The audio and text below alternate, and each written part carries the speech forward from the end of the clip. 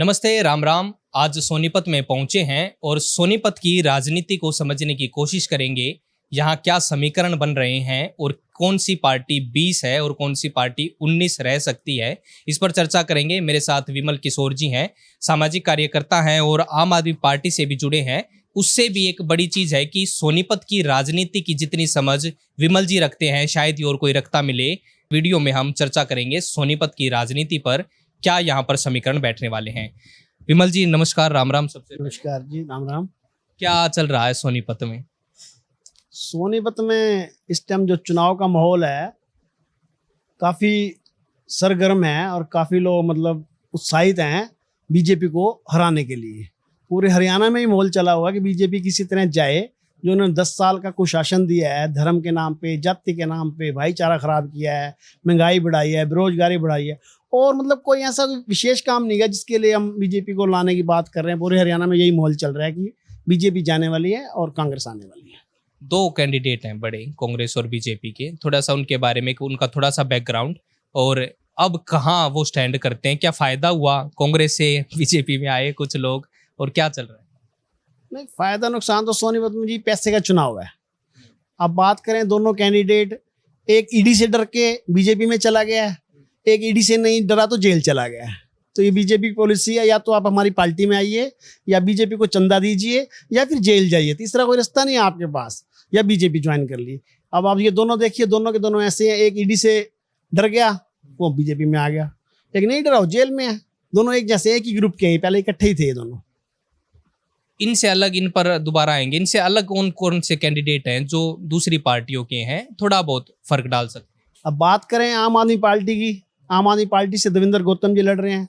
आम आदमी एक ऐसी पार्टी है जो आंदोलनकारियों को, समाज सेवियों को, अच्छे सच्चे लोगों को टिकट देती है। नहीं तो आमतौर पे देखा गया है कि जिताऊ कैंडिडेट कौन है, कौन ज़्यादा पैसा लगा सकता है, कौन लोगों को शराब पिला सकता है, कौन लोगों को नशेड़ी बना के हमारे को वोट दिला सकता है। तो आम आदमी पार्टी का तो खैर कोई मुकाबला कर ही नहीं सकते, ये अलग बात है। अभी आम आदमी पार्टी थोड़ा लड़ाई में है, मतलब संघर्ष कर रही है। जल्दी हम हरियाणा में सरकार बनाएंगे।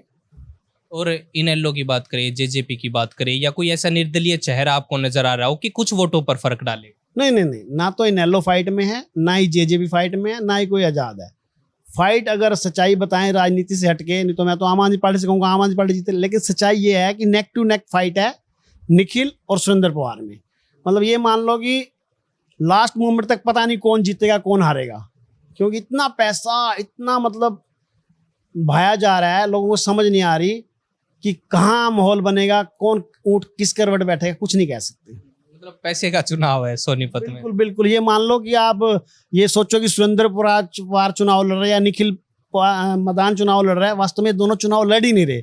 चुनाव तो लड़ रहे हैं इनके मुर्गे, इनके बकरे, इनकी शराब, इनका पैसा।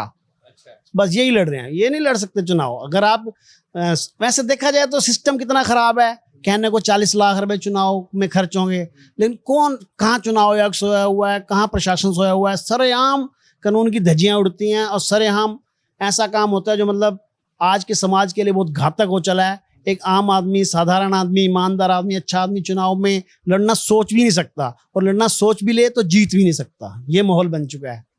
विमल जी, जनता से आप भी जुड़े हुए हैं, आप लोगों के बीच भी जाते हैं। सोनीपत में बड़े मुद्दे हैं क्या एक्चुअल में? सोनीपत में मुद्दों की बात करें तो नगर निगम में पीछे आईडी का मुद्दा बहुत हुआ था, लोग बहुत परेशान हुए, सबकी आईडी इन्होंने खराब कर दी। सड़कों के खड्डे अगर देखे जाएं तो पूरे शहर की सड़कों पे खड्डे बड़े बड़े थे, कोई काम नहीं हुआ। और उसके बाद आ जाओ आप शहर में घूम रहे आवारा कुत्ते, गायें, बैल, जिससे कि मतलब अव्यवस्था सी फैली हुई है सोनीपत में। ना कोई इनके लिए प्रबंध है, जिसको गौ माता कहते हैं। गौ माता के नाम पे इन्होंने वोट लिए, लेकिन गौ आज सड़कों पे आवारा बेसहारा घूम रही है और एक्सीडेंट हो रहे हैं, लोग भी घायल हो रहे हैं, जानवर भी चोटिल हो रहे हैं। ये सबसे बड़ी समस्या है इस शहर की। अगर पूरे हरियाणा की बात करें या पूरे उसकी बात करें तो बेरोजगारी बहुत बड़ी समस्या है। और सबसे बड़ी बात, ये भ्रष्टाचार को ख़त्म करने की बात कर रहे थे। भ्रष्टाचार कई गुना बढ़ा है। मतलब ऐसे ऐसे काम किए आपने, मजबूरी में आप पैसे दोगे ही दोगे।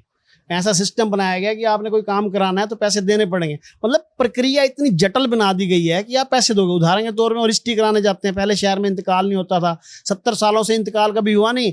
इस सरकार ने आते इंतकाल की शर्त लगा दी, इंतकाल चढ़ ही नहीं सकता आप मजबूरी में पैसे दोगे। अब लाखों रुपए दे के लोग रजिस्ट्री करा रहे हैं। अब इन्होंने टुकड़ों में रजिस्ट्री बंद कर दी है। मतलब लोगों को तंग करके लूटने का काम कर रही है बीजेपी। लोगों को तंग करना है, किस तरह इनको तंग करें फिर इनको लूटें। नगर निगम की आईडी देख लो, फैमिली आईडी देख लो, कोई ऐसा काम नहीं है जो सरल प्रक्रिया से लोगों का हो जाए। जटिल प्रक्रिया कर देगी। आप मतलब चाह कर भी इस देश में ईमानदारी से रह जाओ, संभव नहीं है। आप मजबूरी में रिश्वत दोगे और लोग कहेंगे आप भी रिश्वत दे रहे हो, आप भी भ्रष्ट हो। अरे भैया हम भ्रष्ट नहीं, हम तो भ्रष्टाचार के शिकार हैं। अब मैंने ड्राइविंग लाइसेंस बनाना है, मैं 20 चक्कर काटूंगा, मेरी 20 दिहाड़ी खराब होंगी। मान लो 500 रुपये भी कमाता हूँ तो मेरे 10,000 खराब हो गए। एजेंट को 3,000 दूंगा तो मेरे को फायदा हुआ ना। तो हम भ्रष्टाचार के शिकार हैं या भ्रष्टाचार फैलाया है। मेरा कहना मतलब प्रक्रिया ऐसी सरल हो कि आम आदमी कोई भी पूरी कर ले, उसको करवा ले अपना काम। जटिल प्रक्रिया भ्रष्टाचार को जन्म दे रही है। क्या ये मुद्दे आप जो बता रहे हो, जब आप जनता के बीच में जाते हो, बैठते तो होंगे लोग सोनीपत के आपके पास, उनके पास भी ये मुद्दे हैं कि वो भी इस मुद्दों पर वोट डाल रहे हैं, या जो आपने कहा कि शराब पैसा उसके ऊपर वोट? वो है ना, जैसे शराब और पैसे और इन चीजों में ना सारे मुद्दे गौण हो जाते हैं। इन 15 दिनों में लोगों को कोई मुद्दा नजर नहीं आता। चुनाव के बाद 5 साल लोग चिल्लाएंगे हमारा ये हो गया, हमारी लाइट नहीं है, हमारी सड़कें नहीं बनी, हमारे बच्चों की स्कूल की शिक्षा नहीं सही हो रही, इलाज नहीं हो रहे, स्कूल में टीचर नहीं है, हॉस्पिटल में डॉक्टर नहीं है। अब ये 15 दिन ना इनको सब्जबाज सपने ऐसे दिखाएंगे, इनके चेहरे पे, इनके मतलब आंखों पे पर्दा डाल देंगे पैसे का। और सबसे बड़ी बात है, मैं आपको बताऊं, इस देश का दुर्भाग्य क्या है कि जो समाज के कथित ठेकेदार हैं ना, जो लोग, वो आम जनता का वोट बेच देते हैं और जनता को पता नहीं लगता। सपोज करो किसी मार्केट का प्रधान है या किसी गुरुद्वारे का प्रधान है या मंदिर का प्रधान है, गली का प्रधान है, ये लोग क्या करते हैं, उनको कैप्चर कर लेते हैं। वो समझते हैं वोट यही दिलवाएगा। अब गुरुद्वारे में जाएंगे जी, एसी लगा दिए हैं, प्रधान को काना कर देंगे, एसी लगा दिए हैं, प्रधान जी कहेंगे हाँ जी मैं आपको सारे वोट दिलवा दूंगा। ठीक है, मंदिर में भी ऐसे करेंगे, ईदगाह में भी ऐसे करेंगे, जनरेटर लगा दे। मतलब समाज के कथित ठेकेदार जो बने हुए हैं वो लोगों का वोट बेच देते हैं और लोगों को पता नहीं लगता। लोग क्या देखते हैं, किसकी लहर है, किसका माहौल बना हुआ है, उसको वोट देंगे। हम अपना वोट खराब नहीं करना चाहते। अभी चेतना नहीं है जनता की इतनी, हो सकता है हमारा वोट खराब होगा। लेकिन बुद्धिजीवी समझदार लोग हैं, क्या वो नोटा का वोट नहीं डालते, क्या वो आम आदमी पार्टी को वोट नहीं डालते? लेकिन मैक्सिमम जो लोग मैं बता रहा हूँ, समाज के कथित ठेकेदार जो माहौल बनाते हैं ना, वो पैसे से माहौल बनाया जाता है। सब कुछ पैसे से। आप किसी गली में जाएंगे, आप सबके घर तो जाएंगे नहीं, आप उसके प्रधान को पकड़ोगे, है ना, प्रधान हाँ जी क्या समस्या है, समस्या वो उसकी समस्या दूर करेगा और वो पूरे समाज का ठेका ले लेगा, इधर के वोट मैं आपको डलवा दूंगा। ये है मामला। फिर वो डलती हैं वोट? बिल्कुल डलती है, माहौल बन जाता है ना। ये देखो आप मेरे घर तो कोई आएगा नहीं, इनके घर कोई जाएगा नहीं, माहौल बन गया। पूछेंगे जहाँ बैठेगा प्रधान, जहाँ मतलब कीर्तन होगा या लोग भजन कर रहे होंगे, वहां प्रधान ने कहा था ना हाँ इसका माहौल है, बंदा बहुत बढ़िया है। समझ रहे हो मेरे? वो बंदा बढ़िया कह रहा है। अभी पीछे मैंने एक कीर्तन में देखा, सूट बट रहे थे। अच्छा, सूट बांट रहा था, कीर्तन हो रहा है, गणेश चतुर्थी थी, सूट बट रहे हैं। प्रशासन कहाँ सोया हुआ है? बोतलें बट रही हैं, कहाँ सोया हुआ है? मार्केट में आप देखिए सरेआम पार्टियां चल रही हैं, कॉकटेल नॉन कॉकटेल सब पार्टियां चल रही हैं। प्रशासन कहाँ सोया हुआ है? चुनाव आयोग कहाँ सोया हुआ है? मतलब कहने का मतलब है कि समाज हमारा बहुत गर्त में जा रहा है, नीचे जा रहा है। ये हमारे देश के लिए, हमारे समाज की अच्छी बातें नहीं है। तो माफिया चुनाव जीत जाते हैं, सट्टेबाज चुनाव जीत जाते हैं, हवाला काम करने वाले चुनाव जीत जाते हैं। तो ये बहुत घातक है हमारे समाज के लिए। एक नैरेटिव और पूरे हरियाणा में सुनने को मिलता है कि अब की बार कांग्रेस की लहर है, लोग कांग्रेस की तरफ जा रहे हैं, एक नैरेटिव सेट हो गया है। क्या जनता इस पे असर हो रहा है या कोई और मुद्दा है यहाँ पर हरियाणा के इलेक्शन को ओवरऑल देखें? देखिए, आदमी एक 10 साल कांग्रेस को देखा, दुखी हो गया, फिर बीजेपी को वोट दे दिया, बीजेपी को दुखी हुआ, कांग्रेस को वोट दे रहे हैं। तो ये जब तक ये समाज के ठेकेदार हैं, इनको विकल्प नहीं देंगे, ईमानदार और सच्चा विकल्प जब तक नहीं देंगे, अच्छे लोगों को राजनीति में नहीं आने देंगे, तो ऐसे मतलब एक से आप दुखी हो गए दूसरे को, दूसरे से दुखी हो पहले को, ये चल रहा है। और हमारी आम आदमी पार्टी का अच्छा विकल्प दे रही है। हम तो अपील करेंगे आम आदमी पार्टी को वोट दीजिए। अब हम बुनियाद भर रहे हैं, कोई भी जब बिल्डिंग बनती है पहले बुनियाद भरी जाती है, हम बुनियाद भर रहे हैं, अगली बार बिल्डिंग बनाएंगे हम। हमारा काम है इस टाइम पूरे, इसलिए हम इस पहली बार चुनाव लड़ रहे हैं पूरी 90 सीटों पे, और उम्मीद है कि हम काफ़ी अच्छा रिजल्ट देंगे। पहले आम आदमी पार्टी का गठबंधन की बात चली कांग्रेस के साथ, वो क्यों नहीं हो पाया? क्या मांग थी आम आदमी पार्टी की? नहीं, मांग तो कुछ नहीं थी, बस वो बार्गेनिंग चल रही थी, इतनी सीटें उतनी सीटें। अब बड़े लेवल की बातें हैं, सुनने में आया था कि दिल्ली में भी चाहते थे इंडिया गठबंधन की तरह। कुल मिला के कांग्रेस ने धीरे डिले करके लास्ट मूवमेंट पे मना कर दिया, या हमारे लीडर ने मना कर दिया। चलो वो तो देखो, इंडिया गठबंधन था। इंडिया गठबंधन इसलिए था कि इस देश के अंदर लोकतंत्र को बचाना था, संविधान को बचाना था। जो ये तानाशाही चल रही थी, जो बीजेपी के खिलाफ बोले उनको जेलों में डाल दो, जो बीजेपी के खिलाफ बोले जेलों में डाल रहे थे, और जो बीजेपी में आ जाए उनको क्लीन चिट दे रहे थे। ये बहुत ही घातक चीज है। जो बीजेपी में आया उसके ईडी के केस बंद हो गए, और जो बीजेपी में नहीं आया वो जेल जाएगा। अगर वो कोई उद्योगपति है, ईडी चली गई है, तो इलेक्ट्रोल बॉन्ड के तरह इन्होंने चंदा लिया, उनको छोड़ दिया। मतलब ये तो सिर्फ हिटलर शाही चल रही थी ना। इस हिटलर शाही को खत्म करने के लिए इंडिया गठबंधन हुआ था, देश बचाने के लिए, लोकतंत्र बचाने के लिए, संविधान बचाने के लिए। आगे भी होगा इंडिया गठबंधन। हम चाहते हैं कि बीजेपी इस देश से साफ हो। बीजेपी ने मतलब जो भाईचारा खराब करा है, भाई भतीजावाद, जो कहते थे भतीजा भाई भतीजावाद, फिर धर्म के नाम पे, जाति के नाम पे, हिंदू मुस्लिम के नाम पे जो जहर इन्होंने समाज में घोला है ना, वो जहर लोगों के दिमाग पे चढ़ गया है। उस जहर को उतारने के लिए हमारे जरूरी है कि अच्छे लोग, सच्चे लोग, बीजेपी के विरोधी लोग एक हों और इनको हराएं। नहीं, आप ये बात इसलिए कह रहे हो था क्योंकि आपका गठबंधन है, क्योंकि इतने सीधे तो कांग्रेस में भी नहीं है, तो उनका विरोध आप लोग क्यों नहीं कर रहे? नहीं, सीधे की बात नहीं कर रहे हम। एक लोकतंत्र की मर्यादा होती है। एक संविधान को बचाने के लिए लड़ रहे हैं हम कांग्रेस के खिलाफ, अब भी लड़ रहे हैं, पहले भी लड़े हैं। बात यह है कि हिटलरशाही तो गलत है ना देश के लिए। आप मतलब लोकतंत्र के अंदर आपको कुछ कहने का अधिकार ही नहीं है।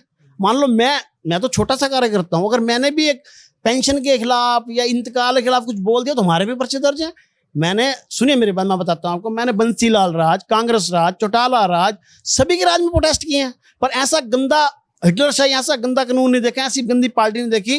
मतलब दर्जनों मुकदमे तो मेरे दर्ज कर दिए। छोटी सी बात को हमने बीजेपी हाय हाय करी नहीं और पर्चा दर्ज हो गया। चाहे हम बुढ़ापा पेंशन के लिए लड़ रहे हैं, चाहे खड्डों के लिए लड़ रहे हैं।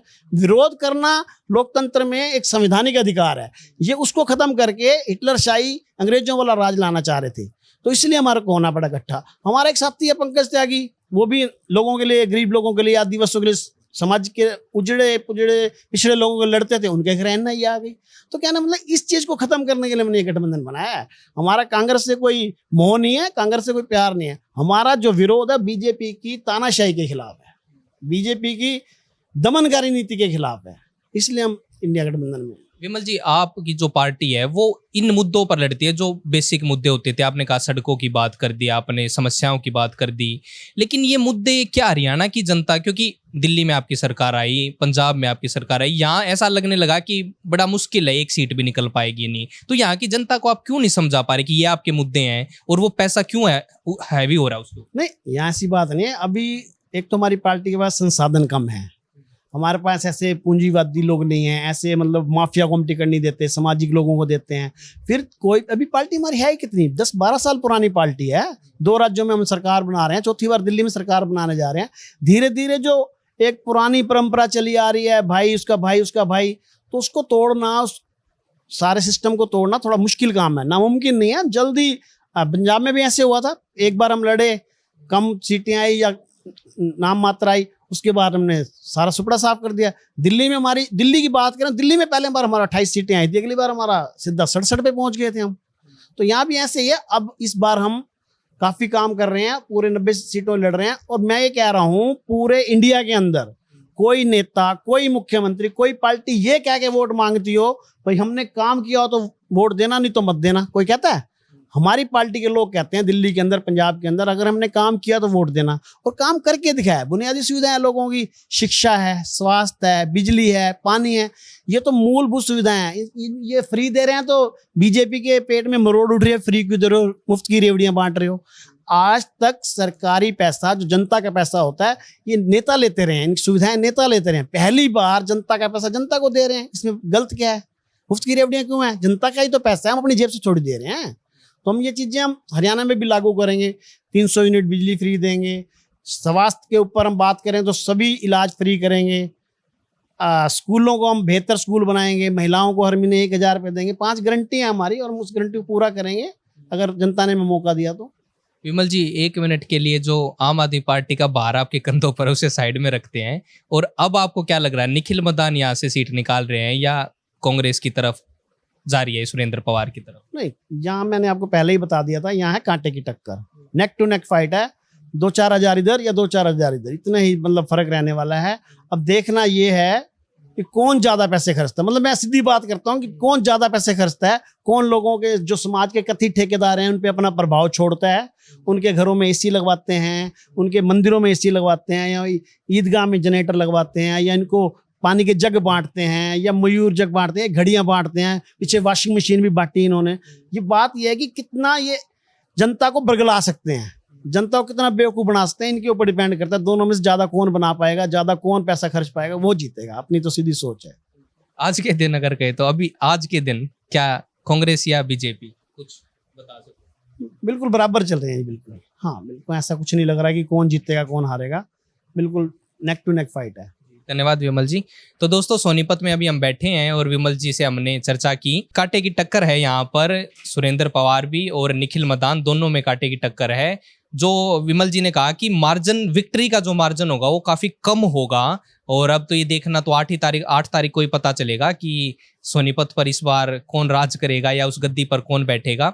ये देखना होगा, 8 तारीख को फैसला सबके सामने आ ही जाएगा। मेरा नाम सनी कौशिक है और झलको हरियाणा पर आप मुझे देख रहे हैं। कैमरे के पीछे है साहिल। राम राम।